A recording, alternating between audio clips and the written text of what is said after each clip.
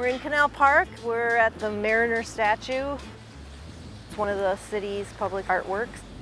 And I'm doing some maintenance, cleaning it and doing a little corrosion control.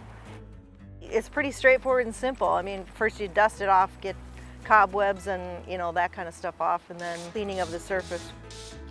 Statues are patinated with a bronze color. When you see that blue color, in very few cases, that's not how it originally was started. It's just corrosion over the years is built up. So we try to keep that at bay by lightly abrading it with gentle little scouring pads or, vigorous brushing.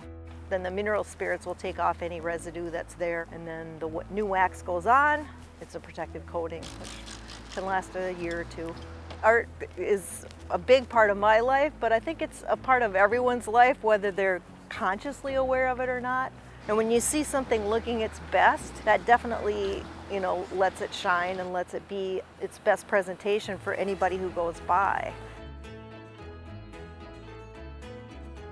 The Slice from WDSE WRPT.